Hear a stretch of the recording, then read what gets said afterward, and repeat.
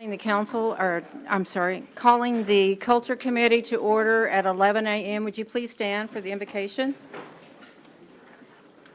Dear Heavenly Father, thank you for this day.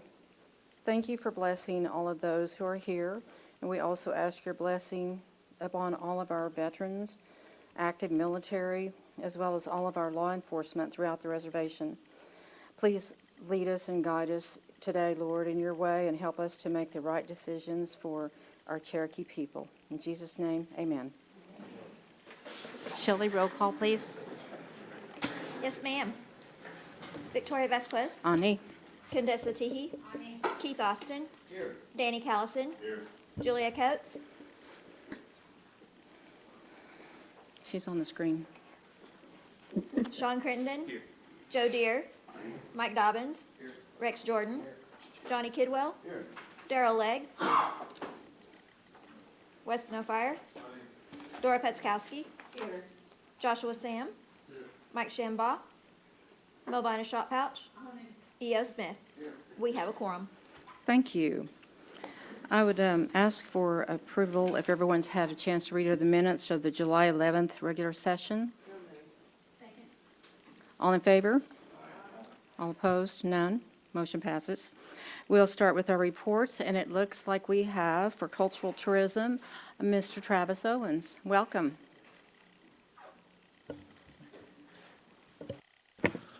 All right, thank you all for allowing me to be here today. Molly couldn't be with you today, so you've got the B team. She's at some CMB cultural, or our CMB meetings as well.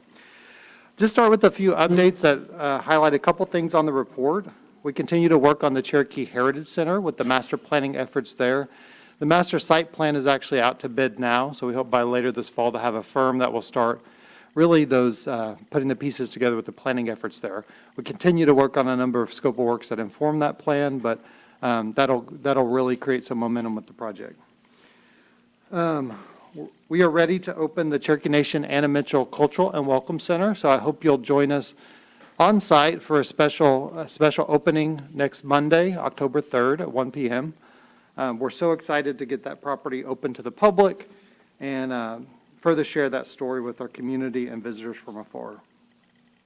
I'll also highlight that the Cherokee Nation gift shop that is located on the complex grounds is relocating to Cherokee Springs Plaza. That will be relocated next to our Cherokee National Research Center and then another gallery space that we have down there that has been supporting programming for the Cherokee Heritage Center while it's been closed. So that should open later this fall. We hope sometime in October. We're working on that transition plan now, moving inventory and everything like that over. I will also say we've had a couple busy months. We recently did a ribbon cutting for the Cherokee Cultural Pathway with the new exhibition featuring Cherokee National Treasure Tracy Rabbit, so I hope you have a chance to check that out. We also opened a brand new exhibit at the Cherokee National History Museum called We Are Cherokee, Cherokee Freedmen and the Right to Citizenship. So that's been a long effort of through the Cherokee Freedmen Advisory Committee, and that exhibit will be up through June. So we're really excited to share that story, and we'll continue to share that story in other ways through our other sites as well. I also want to highlight a couple of things that did not make it in time for the report. This Saturday, October 1st, we'll be hosting jointly with Eastern Trails Museum, Cherokee Day at Eastern Trails. We have not done that event since pre-pandemic, so we're excited to get that going again. That'll be 10 a.m. through 1 p.m. In Veneta. We also, October 8th and 9th, will be hosting the Cherokee Art Market in person after 3 years. So we're very excited about that. As a reminder, this event brings in Native American artists, kind of the best from all around the country, and features a lot of our Cherokee Nation artists and Cherokee National Treasures. So that will be October 8th and 9th. We also will be hosting Sequoia Day at the Sequoia's Cabin Museum on October 15th from 10 a.m. to 2 p.m. And then a number of other events as we've really leaned back into in-person programming at all of our museums and cultural sites. With that, I'll open for any questions you may have. Thank you, Travis. Anyone have questions? Yes, Melvina. Travis, have there been any talk, I had a call from Mr. Cherry about the Beck Mill. Has there been anything talked about that? I'm not aware of any conversations for any efforts there now, but I can check on that. Okay, I appreciate if you would. Thank you. Anyone else? All right, thank you, Travis. Thank you. Could you stay after the meeting? I need to talk with you Sure. about a couple Thank things. you. Thank you. Appreciate your report. All right, next up, representing Cherokee Nation Language Department, Mr. Howard Payton. Always good to see you, Howard. You all are very busy.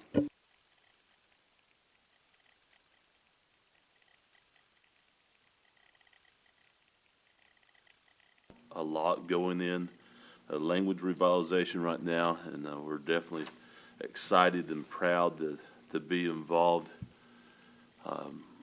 in such a time as this. There's sometimes I wonder if how we got so fortunate to be involved in this. We're definitely standing on the shoulders of giants, and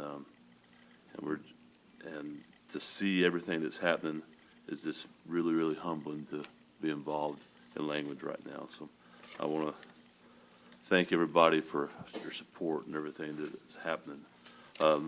Just real quick, I'm going to go over a few things that we've done, and then open up if anybody has any questions. I did want to make a highlight. This summer we had the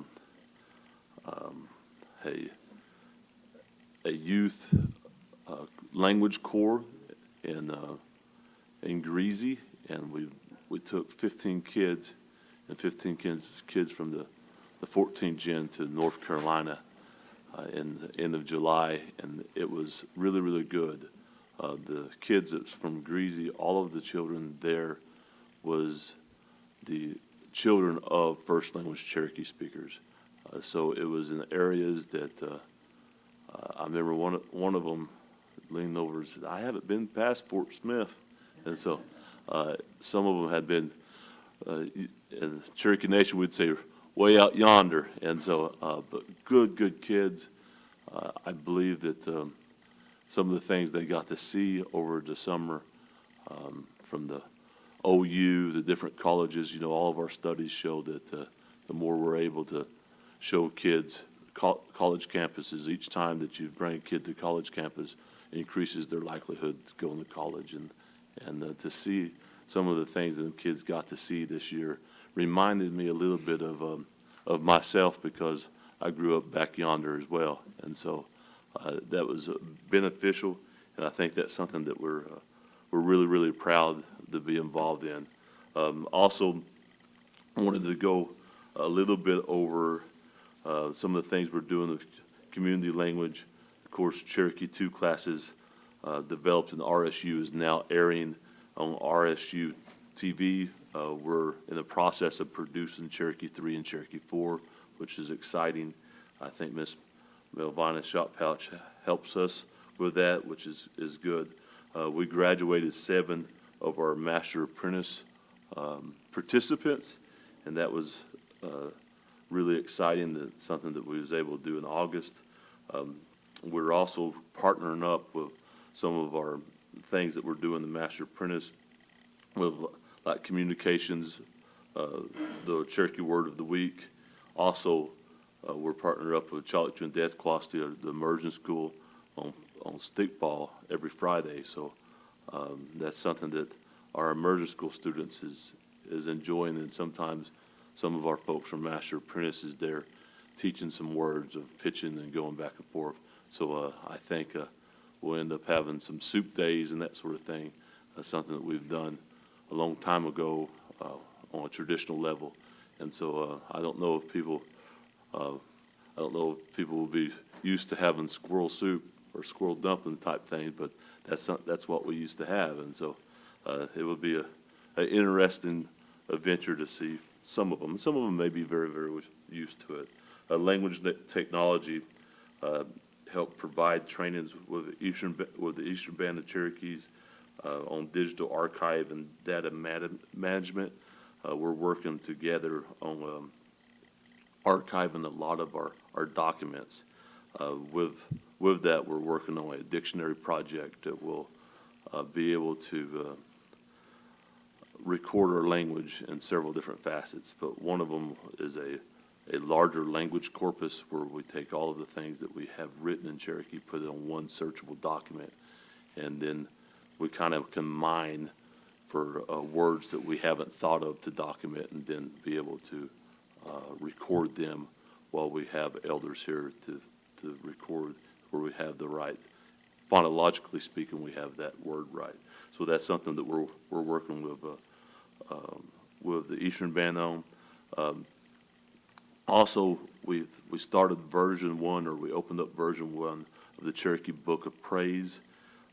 It has the New Testament on it in Cherokee. It also has some of our songs. If you can remember, Council Lady Shot Pouch, you know, them little green books the pastors used to put in their front pockets to sing out of. It is that green book, and so that's on our app now, and it's doing, you know, really well. Russell Phelan has recorded all the New Testament, so as time goes on, we will upload them audio recordings where people can listen to Matthew, you know, any of the books of the Bible, and it will highlight them verses as it goes on, so people can read along with that. The same thing will happen with the song. So it's going to be an awesome project, especially for a lot of our elders that may not be able to read or that sort of thing, and people learning Cherokee. The idea that you're hearing it and seeing it at the same time is always good.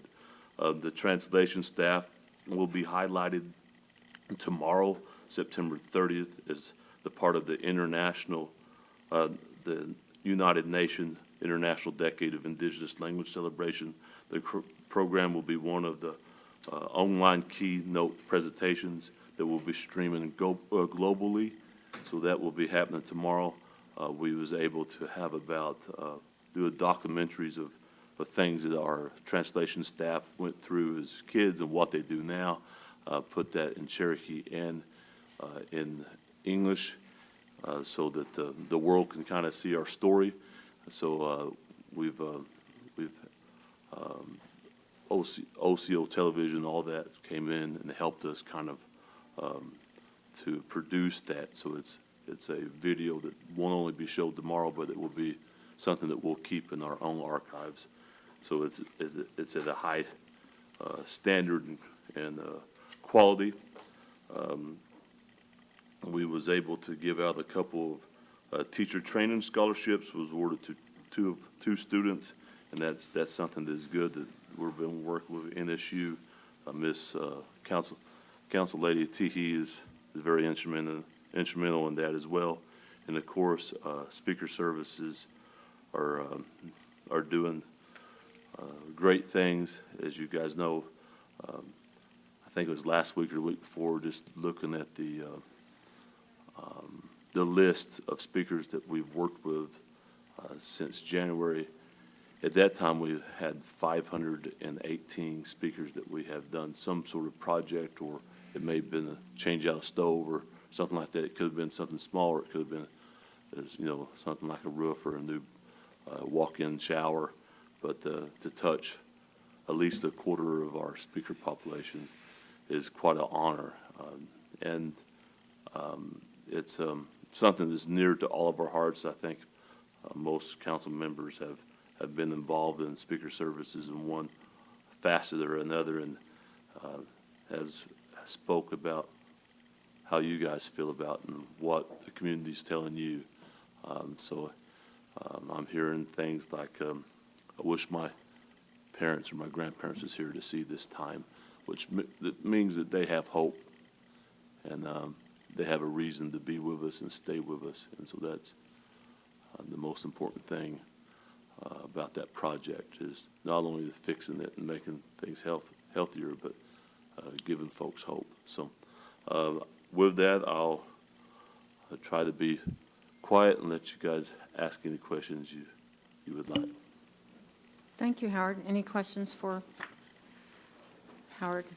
Yes, Melvina. Howard, on the speakers meeting that we have monthly, in Jay, it goes really well, and I had some young people ask me last night if it'd be okay if they come, or is it just speakers only? But what they want to do is come and listen, while they're speaking, and I didn't see anything wrong with that, them, coming and listening. And I told them, I said, I think that's what it takes. You learn, you have to be around it, and so I just, it seems to be working out pretty good, and the speakers enjoy, being around each other and be able to converse with one another. So it's been, like I said, it's been pretty successful having that. So I just want to thank you all for providing what we need. Absolutely. I'm hoping that we're feeding you guys well. Not enough alone. Okay, I'll have to write that down. Counselor Austin? Howard, I've always enjoyed your reports and enjoyed the hearing of the work that you're doing, but I will tell you, recently, the addition to the Cherokee Speaker Services, which is the very tail end of your report, but man, I like hearing that. I like hearing the work you're doing there to improve the quality of life for that very precious resource that we have. We have, I know that when you replace a broken refrigerator for somebody, it changes their life. Yeah. When you fix a broken toilet in their house, it changes their life. And it really goes back to the concept that my grandmother taught us, that Cherokees should not be judged by their wealth. They should be judged by their worth. It really is a different standard.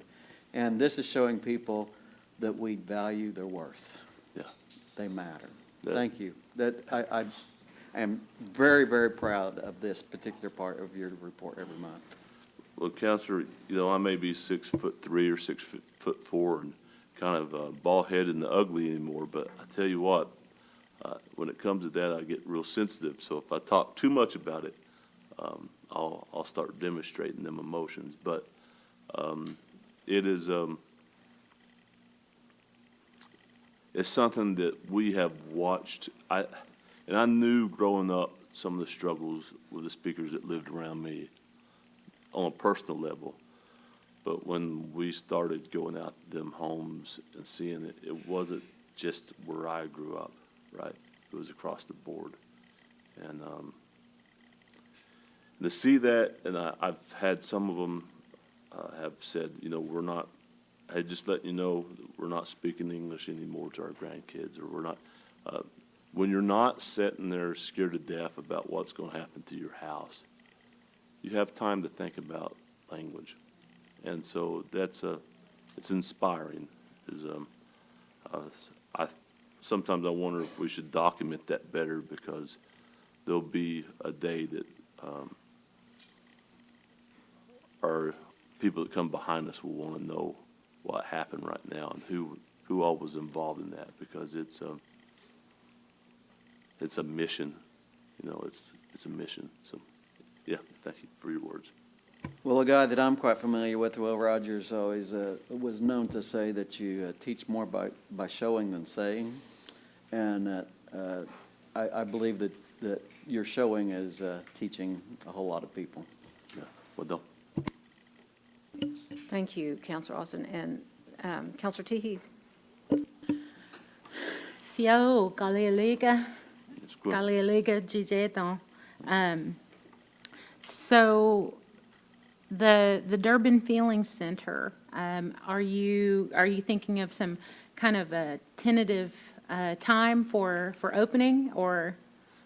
So, Counselor, it hasn't this formal, but where we're looking is mid-November. And so we'll get back with some dates, to make sure that everything is good. But at that time, the plan is to have not only this grand opening, but a speaker meeting there, which is going to be, so we're planning for 1,000 Cherokee speakers, Woo-hoo. which is, it's gonna be incredible. So we've got hoodies and shirts and all kinds of things for them, and so they're going to love it.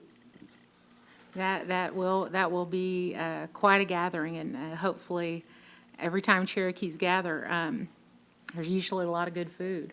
So Yeah. I know I can count on, the language department for that as well. Yeah, we're working on, we've got some surprises with some of that food that, where you wouldn't normally be able to, do some things on that large of scale. We're kind of coming in and making plans and bringing people from different places to come together and making some of them traditional dishes for us that, is exciting. So, Knutsche and that sort of thing, was making plans, and one of the elders said, "I haven't ever seen that much Knutsche in my life." And I said, "I haven't either, but it's gonna really trip them out when they see that much Knutsche, you know." So we're having to make a list of Knutsche makers and that sort of thing, and we've got some people picking up hickory nuts already for us, because some of the people that makes that can't get out. And so it's kind of one of them things where we're going to be taking that to them and that sort of thing. So it's exciting. It's amazing with some of the things that we're doing is incredible. And sometimes the things that excite us the most is a large quantity of Knutsche in one place, right? So, Yeah. yeah, it's going to be an exciting meeting, and we're going to sure treat our speakers right that day. I think that it's a wonderful goal, and I think the last real reliable estimate was done a few years ago, which placed the number at just above 2,000 speakers. How many speakers, do you have the number on how many speakers we've lost this year? So I think we've lost around 70. Around 70. We lost 150 last year, 134 the year before, and 119 in 2019. So thus far, we still have flu season, that sort of thing coming, but this far we're down probably 30 what we would normally be at right now. So I'm excited. I don't know if it's not, I know it's not just COVID, because we had numbers before COVID, right? Right, I know Speaker Services is helping, yeah. because there's been times that we've came in and we've seen somebody with an illness or something that's happened they're not taking care of, where we are standing beside them and saying, "No, get in the car, we're going to the doctor right now, and we're going to be beside you while we do this." So that's good. So I know that's happening. There's a side of me that thinks that some of it is this, they're not ready to go home yet now. They've got hope, and so they're staying with us longer. So Yeah. that's what I know that providing for people's basic needs can go a long way in helping extend their lives. So I'm really appreciative of the work that's being done. I look forward to that mid-November opening, and I know that we can look forward to an invitation from the language department to take part in those events as well.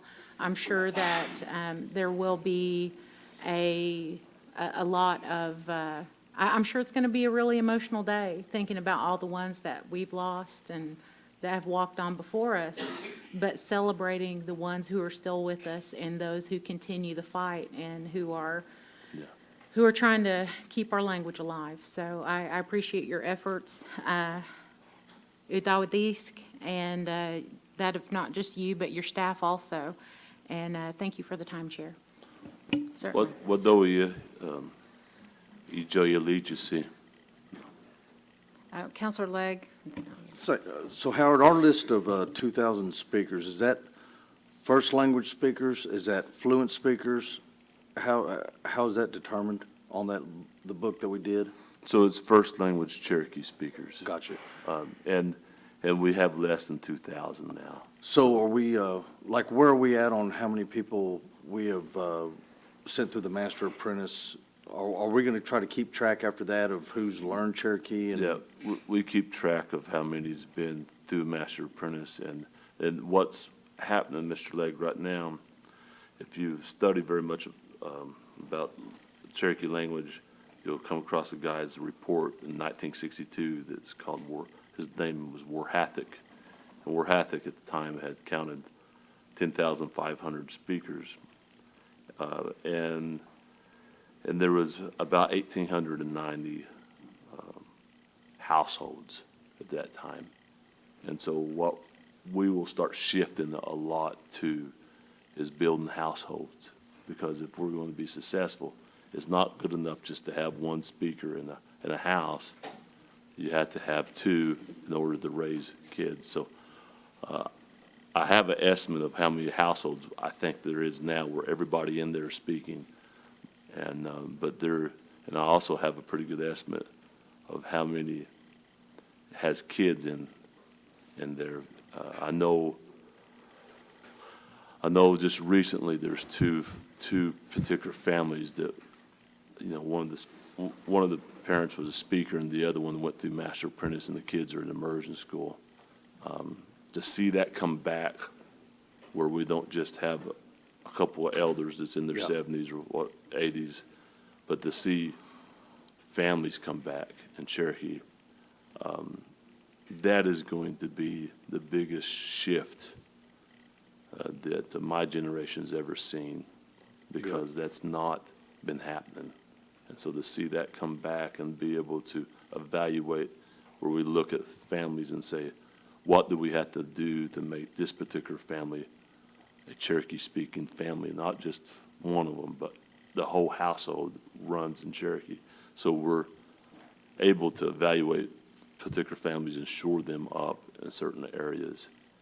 We're not beating our chest about it, but I know of everything in me all the way down to my toes that's going to be the changer. Something happens Cherokee Nation, and Cherokee Nation for some reason is shut down, it's still in our families. And that's what changes this whole effort, I do believe. Them villages and that sort of thing. So, appreciate you, Howard. Thank you. Yes, Counselor Crittenden.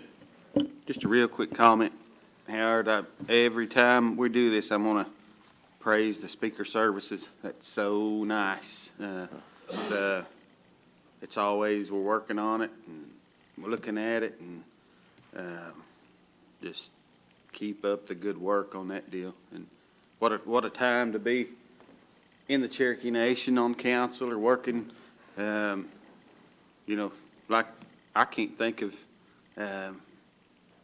needs that we're not working on, making to improve, or working on them. Pick up that phone.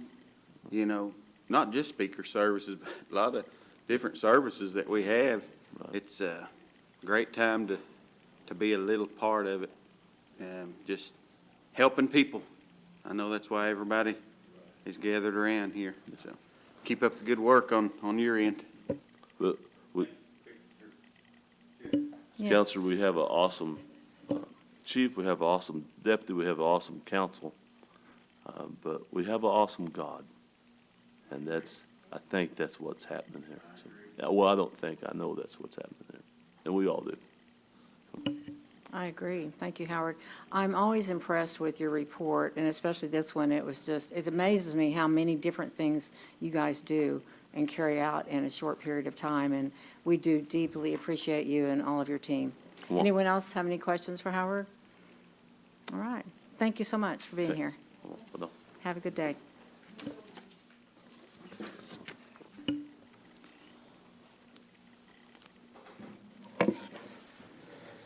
Next up, we've got Community and Cultural Outreach. Is Kevin Stretch here?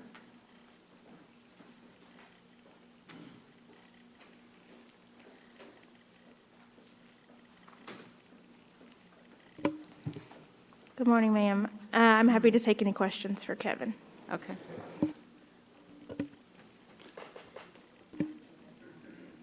Go ahead.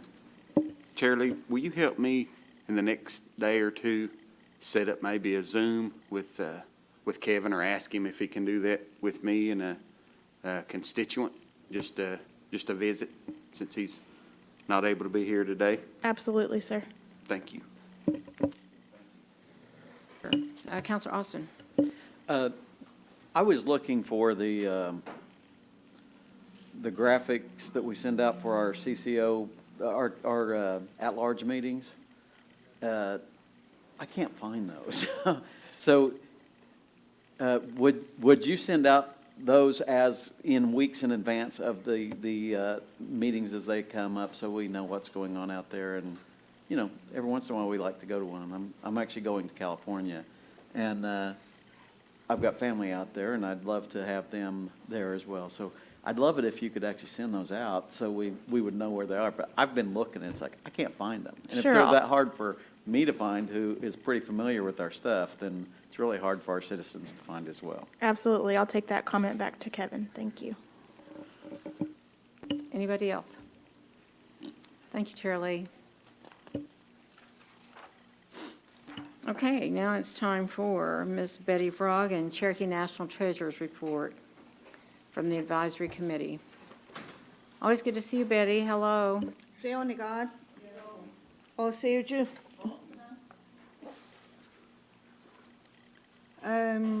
Cherokee National Treasures are featured at the Saline Courthouse Museum on a 3-month rotating basis.